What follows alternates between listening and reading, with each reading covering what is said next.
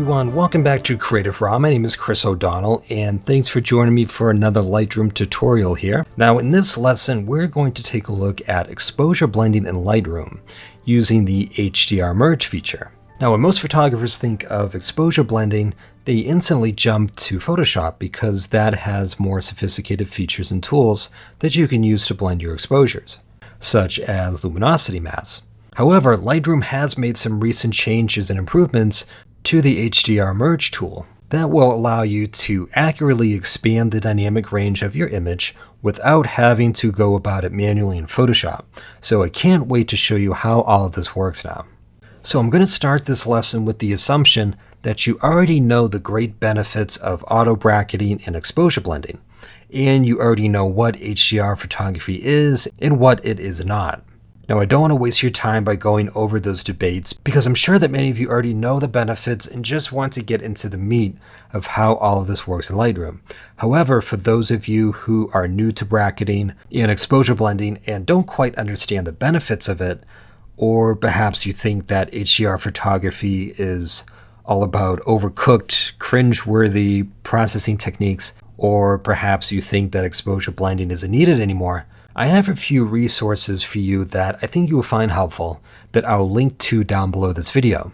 They dispel a lot of these misconceptions and explain HDR photography more fully in case you have any doubts about how HDR photography and exposure blending work. So the first article I'm linking to below goes over the big picture idea of why you need to auto bracket and exposure blend. It covers a lot of topics like raw format and bit depth and is a good general overview of the great benefits of exposure blending.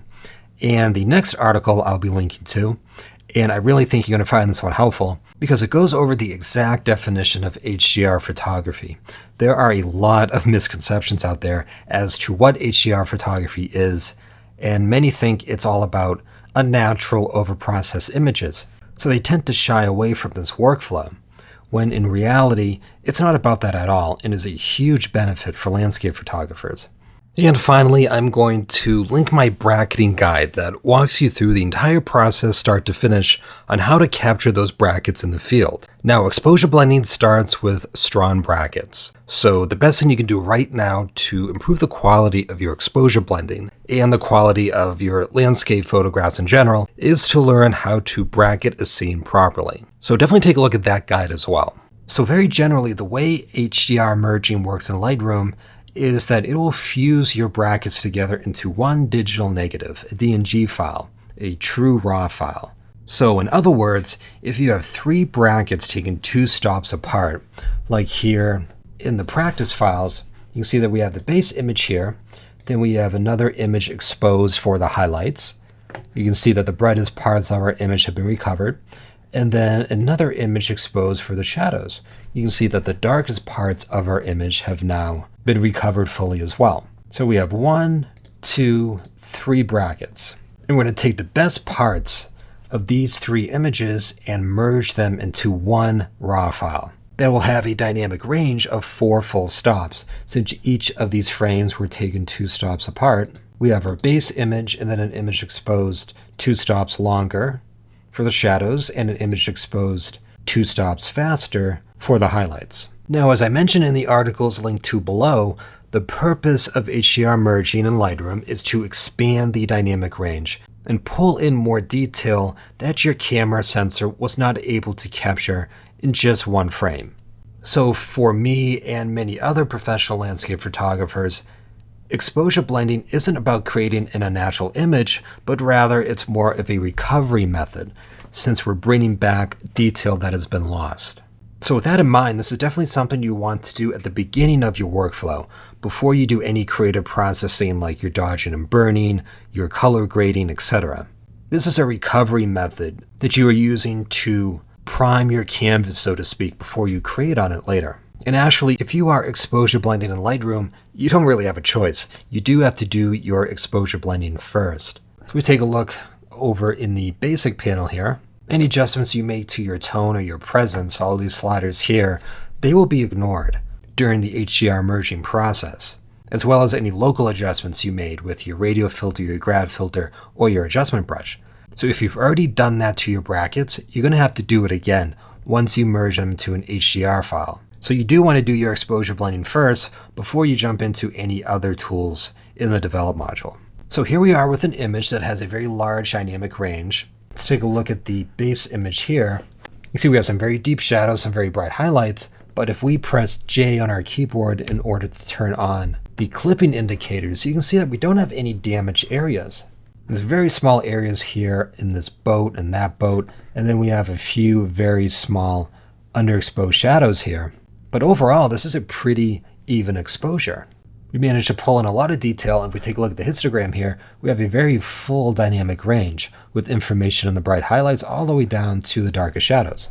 So in other words, we don't have a damaged photo here, apart from those very, very small areas that we can recover with the adjustment brush. So you may be thinking, okay, why would I even want to exposure blend this then? What's the point? Why can't I just pull out more detail here from the raw file by adjusting my tone and my presence? Well, the reason why you would want to exposure blend an image like this that does not have large areas of damage is that it will give you a higher quality image than if you adjusted the single raw file here.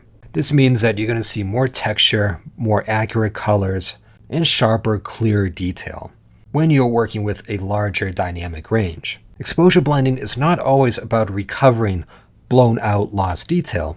It's also about producing a higher quality image. Now you'll see what I mean by that in a minute after we create the HDR file and go through the blending process. We'll take a look at some before and after comparisons so you can really see what I'm talking about. But the point here is, just because you don't see that your image is damaged in the histogram, like for this image here, doesn't mean that your photo can't benefit from exposure blending. So for this image, I took 3 identical frames. I was set up on a tripod and went through my typical bracketing workflow in the field. And these 3 frames were taken at different shutter speeds. I had my base image right here, and then one image taken 2 stops faster to expose for the highlights, and another frame taken 2 stops slower to expose for the shadows. So for those of you who are new to bracketing, I'm also going to include a link below where you can download my free HDR field guide, which shows you my entire bracketing workflow in the field. So I'm going to press J to turn off the clipping indicator so that we're not looking at a big distracting area of red. And let's begin the HDR merging process in Lightroom.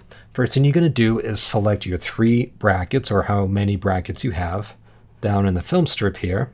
Shift clicking on all 3 brackets. Then I'm going to right click anywhere on the image here in the grid view and go down to Photo Merge and then over to HDR. Now here we have a preview of what your image is going to look like once it's merged together and that DNG file is created.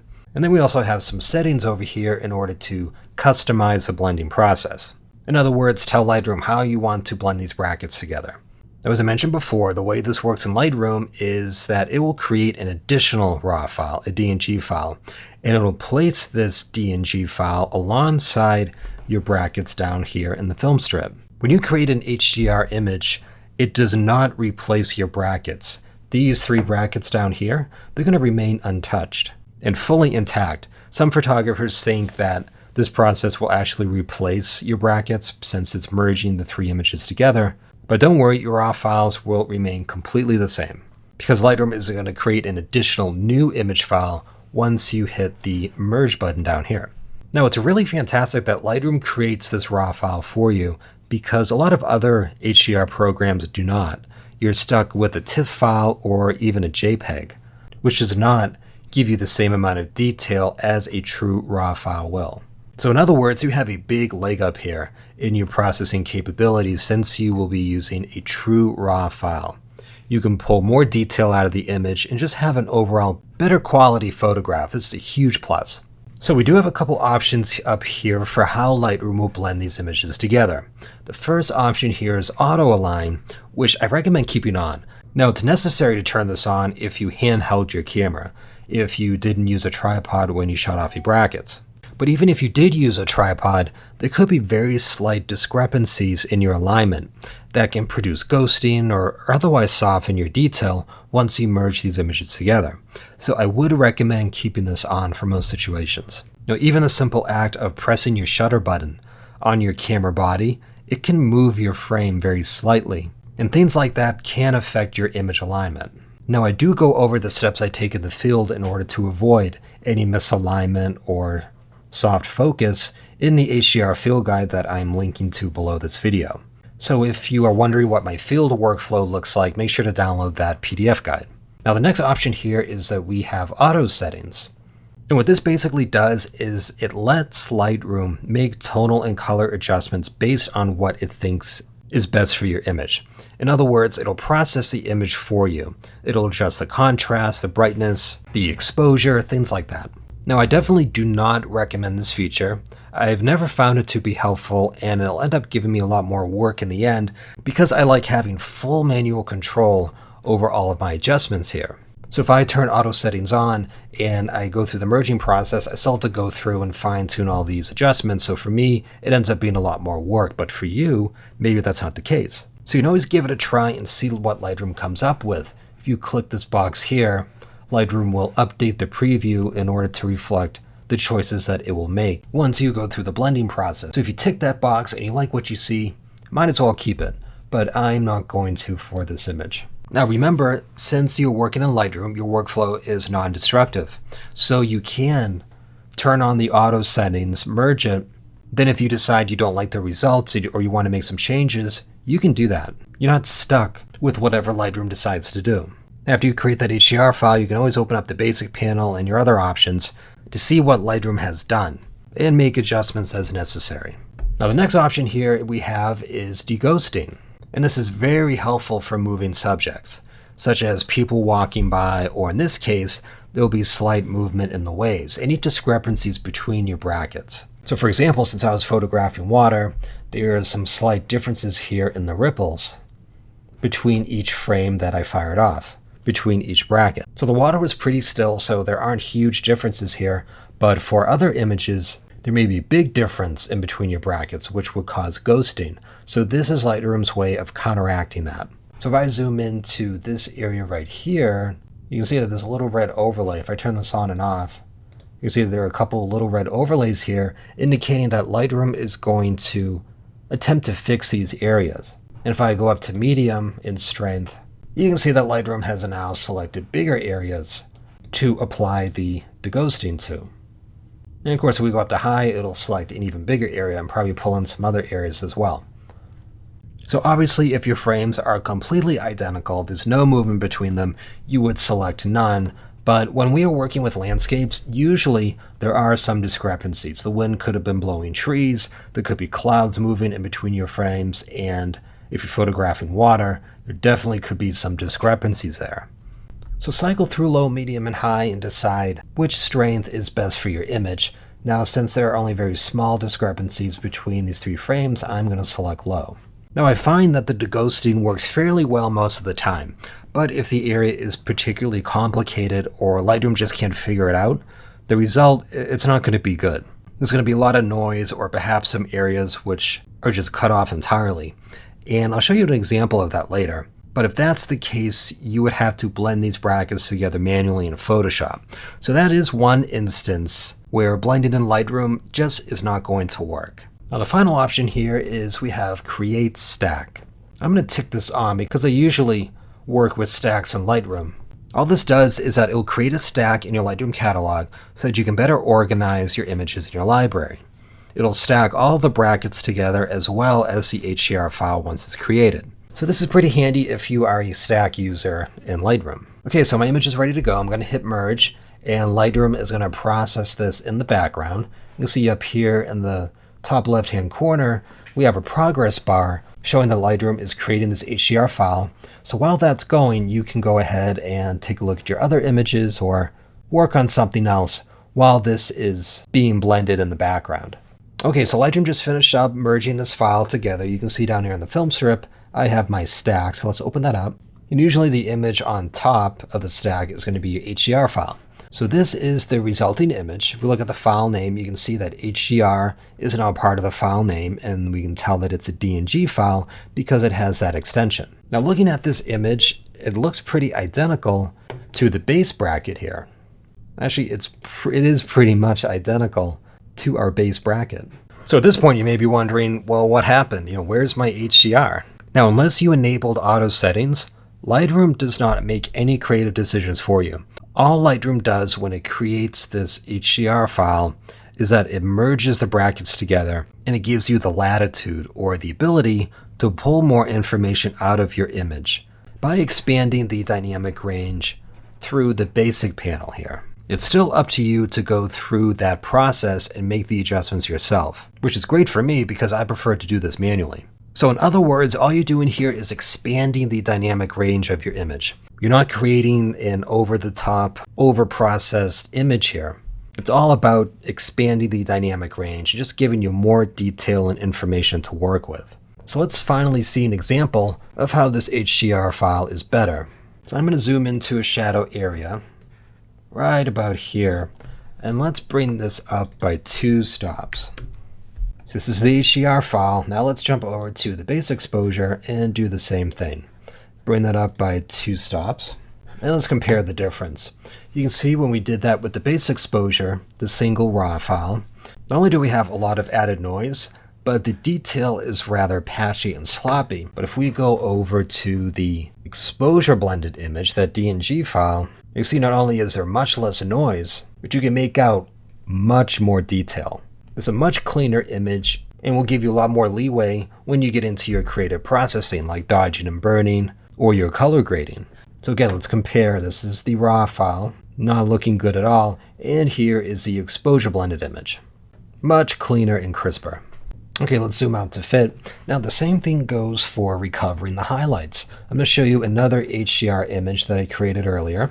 Here is the HDR file, the DNG file that was merged together, and here is the base exposure. Again, they look identical, but the exposure blended file is going to give you much more leeway in your processing. Let's zoom into the cloud detail here. Actually, let me zoom out just a little bit. Okay, so this is the area right around the sun, and I want to pull more detail out of those highlights. So let's bring down the exposure. Let's just do -2 stops to keep it simple. Okay, that's looking a little better, but it's still kind of blotchy. So let's go over to the HDR file and do the same thing. Do -2. Do a quick comparison here. Let's jump back over to the base image. You can see that we were not able to pull in detail out of those overexposed highlights. We just have big blotchy areas of white now. However, if we jump over to the exposure blended image, you can see that we have lots of micro detail now. Nothing's overexposed. Let's turn on the clipping indicator, except for the immediate area around the sun, which is unavoidable. When you're shooting directly into the sun like this, you are going to have some areas that are overexposed. However, we jump back over to the base image again. You can see that the amount of blown out detail, unrecoverable detail, is much bigger. So let's jump back over to the blended image. I'm going to press J to turn off the clipping indicator and zoom out to fit. So we can take a look at the entire image here. So since this is an HDR merge file, you can see over here under the exposure slider, if we bring this down all the way, I wouldn't normally do this, but if we bring this down all the way, you can go down to -10 stops. However, if we go to the base image, it's only going to go down to -5 stops. Now, as I said, you wouldn't normally bring down an exposure by 5 or 10 full stops. If that's something you have to do, you really need to work on your metering in the field. However, just by looking at the exposure slider, you can see that there's a lot more information inside of that DNG file. So actually, if I bring this down, the HDR file down to -5, let's zoom into that sun detail again. We compare the two. You can see that the area around the sun here is just big, blotchy, pretty ugly areas. It looks like they just put a gray overlay on this image. However, if we go to the HDR file, you can see that there's so much detail and color and texture to these clouds.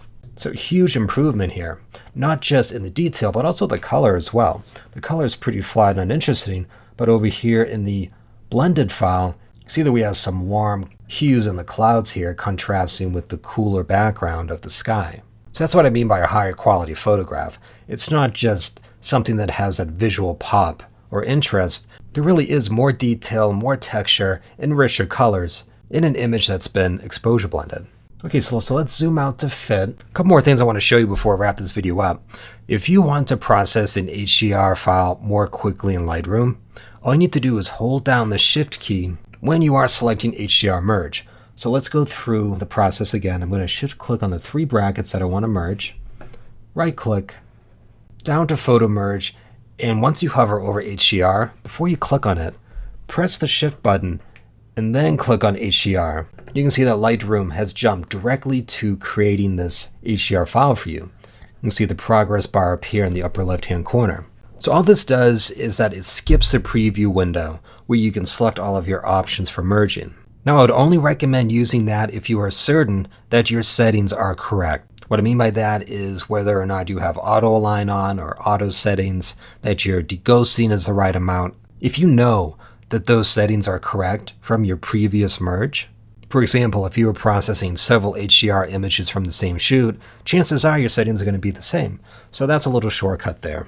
So while Lightroom does a fairly good job at combining the tonal ranges and blending exposures together, like I mentioned earlier, that is not always the case. There will be some particularly difficult situations where you will have to jump over into Photoshop for the best results. I'm going to jump over to a different photo here because I want you to take a closer look at this image that I blended together in Lightroom. I used the HDR Merge function to combine 3 different exposures for this image. Now, if you're looking at this far away or just globally like I am right now, you may be thinking that this is a pretty good blend. The detail of the sky has been recovered. The detail of the foreground has been recovered. There are no big areas of crushed shadows or big distracting highlights or anything like that. So just by looking at this real quick, I would say, yeah, this is a pretty good blend. This is a good starting point. However, when you take a closer look, I want to point out a couple problems that come up when you're merging in Lightroom, when you're trying to do an HDR. I'm going to zoom into this area right here.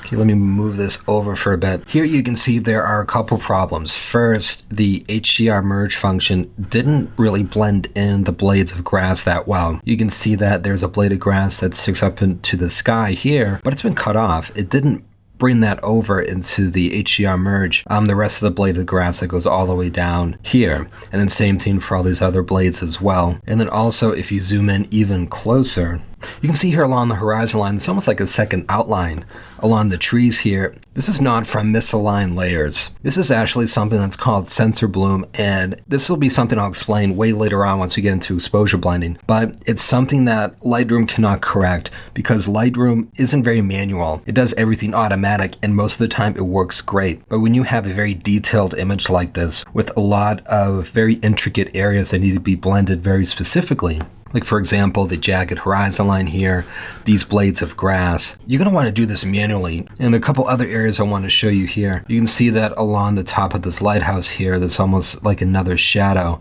And again, that's something that the HDR merge function in Lightroom really can't comprehend and can compensate for. And then even here, if you look at this blade of grass, it almost looks like it's behind the lighthouse, which doesn't make sense. So I would have to remove this manually. And this is actually giving me a lot more work than I anticipated. And actually it's way easier to bring these 3 brackets over to Photoshop to blend these 3 exposures together than it would be to let Lightroom automatically do it and try to correct all of the problems that Lightroom has brought into this image. And another thing that happens with the HDR merge function in Lightroom, not often, but now and then, you can see that some areas don't blend very well. So Lightroom was a bit confused because of all of these blades of grass here. And it was hard to find those control points and to match them up correctly. So I have a very high noise area here that would be very difficult to remove in Lightroom. And actually it would be a big problem to remove in Photoshop as well. So instead what I can do is bring these 3 exposures over to Photoshop, use luminosity masks to blend them all together. And I won't to deal with any of these major ghosting issues or the sense of bloom along the horizon line or these really distracting areas of high noise. And if we keep moving right along, you can see that same issue comes up here with the blades of grass. So a lot of problem areas that can be easily avoided once you jump over into Photoshop. The limitation here is that you don't get to choose which parts of each exposure are blended, which can result in the halos and the sensor bloom issues that I pointed out, and then also the high noise areas as well. So by bringing it over to Photoshop, use separate layers. Again, they work especially well for complicated blends like this image, which have a lot of detail in small areas that need to be blended pretty precisely. So that is how you exposure blend in Lightroom. It's quite simple to do. And although it has its limitations, it's still a tool I use often because there's no point in jumping into Photoshop and going through a more complicated workflow when Lightroom can give you the same results in much less time. Exposure blending in Lightroom is a lot simpler and faster than Photoshop. There's no doubt about that. And as a bonus, you can edit your HDR like it was any other RAW file. So this is a huge improvement for those simple blending situations. Now, don't get me wrong, I love Photoshop, and it has given me my very best images that otherwise would not be possible to create in Lightroom. But for me in my processing, I definitely follow the 80-20 rule, where 80% of my processing work is done on 20% of my images. And that 20% is usually processed through Photoshop. So while I do use Lightroom for most of my images, I do the most amount of work over in Photoshop. So with that in mind, I try to use Lightroom as often as I can because it does cut down on a lot of the tedious work and just makes my workflow more fun and creative, rather than being boring and repetitive.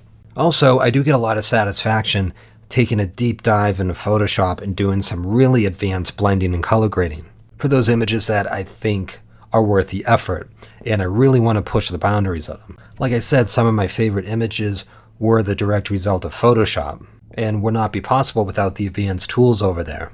So for me, it's not about using Lightroom or Photoshop, but rather using them together. Like for this image here, let me adjust the exposure up a bit. Although I did the blending in Lightroom, for my color and tonal work, I'll probably bring this over into Photoshop and use the advanced tools there for color grading and dodging and burning. Since this is a true RAW file, a DNG file, I can pop this over into Photoshop as a smart object and retain true RAW editing capabilities for a non-destructive workflow. So it really is about using both programs cohesively and harmoniously. And make sure to read the article I've linked below, especially the bracketing tutorial. There are at least a few dozen tips in there on how to improve your bracketing workflow in the field. I discuss how to decide whether or not you even need to bracket in the first place, how to set up your camera, I have lots of tips on that, and also how to manually bracket your scene, which is often needed for landscape photography. So make sure to give that a read because the strength of your brackets, that's the most important factor for how successful your exposure blending will be. The less errors you make in the field, the easier your blending will be once you get back into the darkroom. So I think you're going to find that guide to be very helpful. And I've also added a link to my premium program, the Darkroom for Landscapes, which is a collection of about 25 different courses on how to process landscapes in Lightroom and Photoshop. And in that, I have a course on advanced exposure blending techniques in Photoshop. So if you find that exposure blending in Lightroom to be a bit of a challenge, then my program will show you exactly how to blend those exposures together accurately over in Photoshop. So if you're interested, make sure to take a look at that as well. Alright, that's going to do it for this video. I hope you found it helpful and got some great tips out of it for exposure blending in Lightroom. And if you have any questions, feel free to email me directly at chris@creativeraw.com. Alright, thanks for joining me, and I will see you in the next video.